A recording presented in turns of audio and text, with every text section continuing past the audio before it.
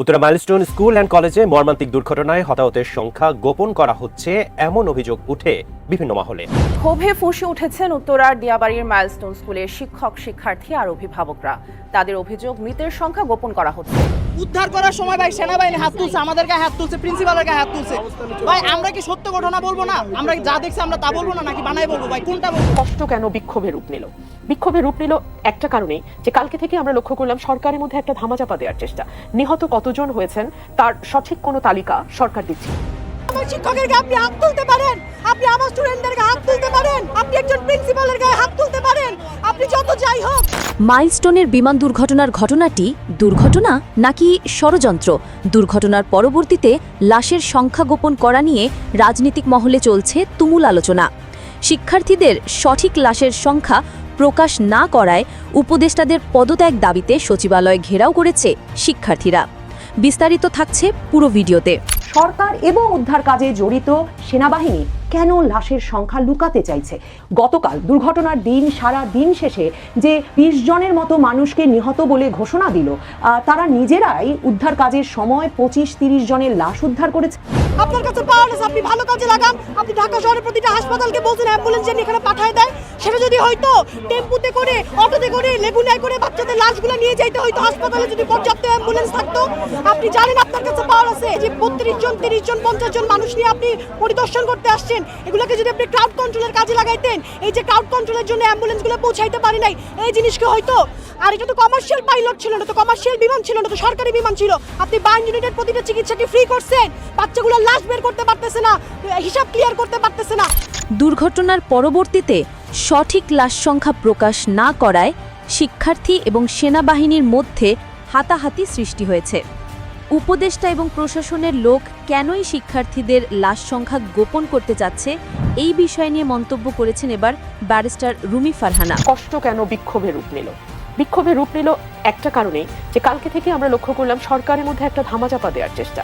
নিহত কতজন হয়েছেন তার সঠিক কোনো তালিকা সরকার দিচ্ছিল না। এই ঘটনার পরপরই আমরা ফেসবুকে দেখলাম একটা 2 লিটার পানির বোতল 600 টাকা হয়ে গেছে, একটা 30 টাকা রিক্সা ভাড়া 200 টাকা হয়ে গেছে। মঙ্গলবার রাত 1টার দিকে হঠাৎ করে একের পর এক অ্যাম্বুলেন্স নিয়ে নাকি সেনাবাহিনীর ব্যক্তিবর্গ, প্রশাসনের ব্যক্তিবর্গ মাইলস্টোন স্কুল কলেজের সেই দুর্ঘটনা স্থলে পৌঁছানো শুরু করেন এবং তারা কি জানি বের করে নিয়ে যেতে থাকেন। তারা লাশ বের করে নিয়ে যাচ্ছিলেন, মৃতদেহের যেসব দেহাবশেষ পেয়েছেন সেগুলো এক জায়গায় জড়ো করা ছিল, সেগুলো নাকি সে সময় তারা বের করে নিয়ে যাচ্ছিলেন। রাত 2টায় মাইলস্টোনের হোস্টেলে থাকা ছেলেরা বেরিয়ে আসেন, এর প্রতিবাদে ঘিরে ধরেন, বিক্ষোভ করতে থাকেন।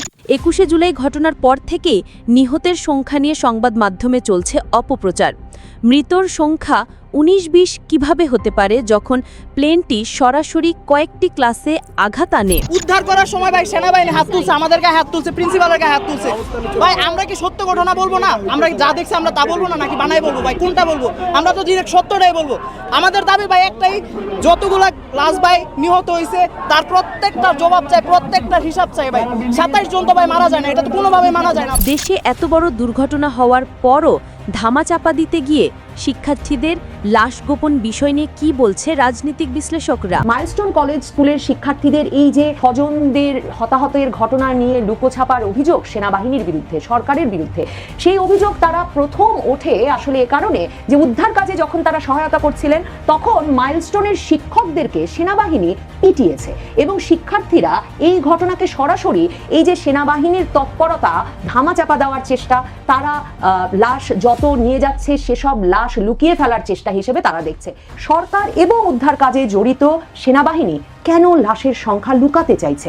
গতকাল দুর্ঘটনার দিন সারা দিন শেষে যে 20 জনের মতো মানুষকে নিহত বলে ঘোষণা দিল, তারা নিজেরাই উদ্ধার কাজের সময় 25-30 জনের লাশ উদ্ধার করেছে। সুতরাং আপনি যদি পুরো বিষয়টিকে দেখেন, এটি জাতির জন্য গভীরভাবে শোকাবহ একটি ঘটনা এবং আমরা প্রত্যেকেই, মানে পুরো জাতি, আমরা তো নানান রকম দুর্ঘটনা অঘটনের মধ্যে দিয়ে আমরা যাই, কিন্তু তারপরেও এই ঘটনাটি যেখানে ছোট ছোট শিশুরা 7 বছর, 5 বছর, 4 বছর, 6 বছরের শিশুরা এভাবে পুড়ে যাওয়া, এটা পুরো জাতির জন্য একটা ভয়াবহ রকম ধাক্কা ছিল। এটার দায় সরকার এড়াতে পারে না, এটার দায় এই মেয়াদ উত্তীর্ণ বিমান যেটি প্রশিক্ষণে ব্যবহার করা হচ্ছিল সেটি কেউই এড়াতে পারে না। সো এটার জবাব সকলকেই দিতে হবে। এবং আপনি যে হেডলাইনটি আজকে করেছেন যে কষ্ট কেন বিক্ষোভের রূপ নিল, বিক্ষোভের রূপ নিল একটা কারণেই, যে কালকে থেকে আমরা লক্ষ্য করলাম সরকারের মধ্যে একটা ধামাচাপা দেওয়ার চেষ্টা। নিহত কতজন হয়েছেন তার সঠিক কোনো তালিকা সরকার দিচ্ছিল না। আহত কতজন হয়েছেন সেটাও বের করা খুব কষ্টসাধ্য ব্যাপার নয়, কারণ একটা ক্লাসে কতজন ছাত্রছাত্রী আছেন এটা স্কুল কর্তৃপক্ষ জানে, কতজন শিক্ষক আছেন সেটাও জানে, স্কুল ছুটির কয়েক মিনিট আগে কতজন ছিলেন সেদিন উপস্থিতি কতজনের, শিক্ষক কতজন উপস্থিত, স্কুলের কর্মকর্তা কর্মচারীরা কতজন উপস্থিত সেটাও তারা জানেন। সুতরাং এই সংখ্যাটি বলা বা এই সংখ্যাটিকে কমিয়ে দেখানোর কোনো চেষ্টা সরকারের তরফে করার কোনো কারণ ছিল বলে আমি মনে করি না। রাজনৈতিক সরকারগুলো অতীতে অনেক সময় তথ্য লুকিয়েছে।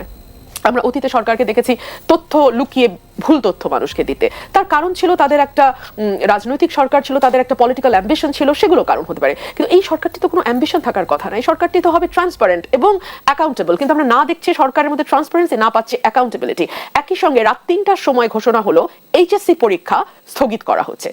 এই ঘোষণাটি আসতে দুপুরবেলা এই দুর্ঘটনা হয়েছে, এই ঘোষণা আসতে রাত 3টা হওয়ার কি প্রয়োজন ছিল?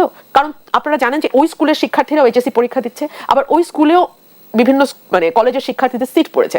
সো আপনি যদি সাথে সাথে এই ঘোষণা দিতেন যে এইচএসসি পরীক্ষা আজকে যে পরীক্ষাটি ছিল সেটি স্থগিত করা হলো, সিদ্ধান্ত নিতে এত দেরি কেন হলো? সরকার কি টালমাটাল পরিস্থিতিতে পড়ে গেছে? পুরোপুরি টালমাটাল এবং এত সমন্বয়হীনতায় সরকারের মধ্যে, এত সমন্বয়হীনতা। আপনি আমাকে বলেন, এই যে বাচ্চারা আইসিইউতে সিসিইউতে কাতরাচ্ছে, আপনারা কি দেখেছেন আমাদের স্বাস্থ্য উপদেষ্টাকে? এখনো আমরা কিন্তু দেখি নাই।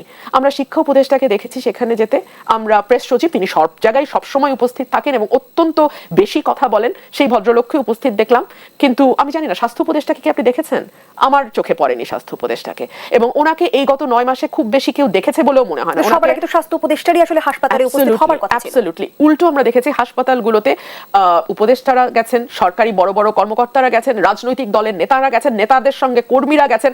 এক পর্যায়ে হাসপাতালের পরিচালক টেলিভিশনে বলতে বাধ্য হয়েছে যে দয়া করে আপনারা ভিড় করবেন না, কারণ এই রোগীগুলো সেন্সিটিভ রোগী, ওনাদের ইনফেকশন হতে পারে, আপনাদের গায়ের কাপড় থেকে, আপনাদের শরীরের রোগ জীবাণু থেকে ওনাদের ইনফেকশন হয়ে ওনাদের অবস্থা আরো খারাপ হতে পারে। সো আপনারা দয়া করে যাবেন না। আরেকটা দিক না বললেই না, এই ঘটনার পরপরই আমরা ফেসবুকে দেখলাম একটা 2 লিটার পানির বোতল 600 টাকা হয়ে গেছে, একটা 30 টাকা রিক্সা ভাড়া 200 টাকা হয়ে গেছে। যেই সিএনজি 2 মিনিট পথ অতিক্রম করলেই হাসপাতাল, সেই সিএনজি হাসপাতালে রোগী পৌঁছে দিতে ভাড়া চাচ্ছে 1,000-1,500 টাকা। আমরা দেখলাম কোনো প্রাইভেট কার সেভাবে সাহায্যের জন্য এগিয়ে আসেনি। সেখানে কি নৈতিকতার অবক্ষয় ঘটছে? ভীষণ রকম, এই ঘটনাটা না আসলে অনেকগুলো দিক উন্মোচন করেছে। ভিডিও করছে মানুষ, একটা শিশুর ভিডিও আপনি দেখেছেন নিশ্চয়ই, তাই না? শিশুটির কাপড় পুড়ে গেছে, শিশুটি হেঁটে যাচ্ছে, ওর দিকে তাকানো যাচ্ছে না, ওখানেও ক্যামেরা অন, ওখানেও আমাদের লাইভ করতে হবে, ওখানেও আমাদের ভিউ বাড়াতে হবে, ওখানেও আমাদের ইনকাম আসতে হবে।